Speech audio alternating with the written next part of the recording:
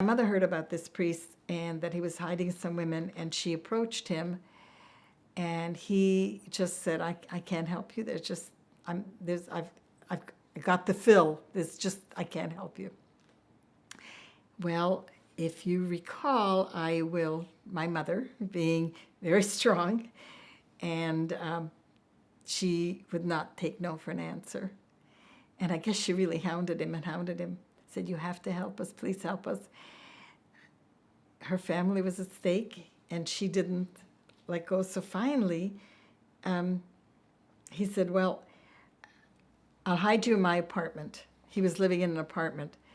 And I'll hide you in my apartment, and we'll see what we can do.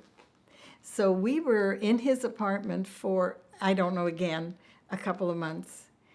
And now, he was a priest, but he had an apartment, which I don't know if that's strange or not, because I know a lot of times, but maybe because of the war or whatever, because he wasn't living in a diocese or whatever. He was just in his own apartment.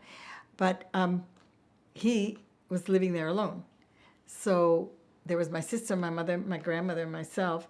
And so I remember we only could walk one person at a time because he was living alone, and if neighbors heard, they should only hear one footstep at a time. Well, by that time, there were a lot of air raids and a lot of bombing going on in Hungary, because Hungary really was an enemy of the Allies. So Budapest was being bombed. And what happened is the apartment houses had these big cellars, and they had, the people had organized, all the people in all the apartment buildings had organized the way that the occupants of the apartments, when there was an air raid, everybody had to go to the cellar.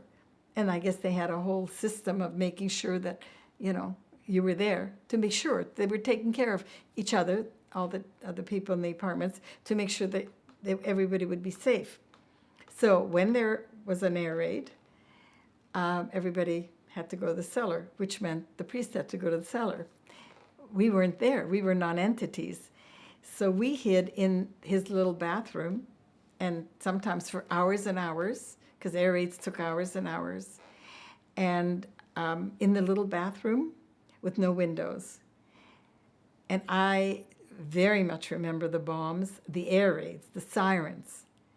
It took me a long, long time, and even now sometimes when I hear a siren, it doesn't feel good.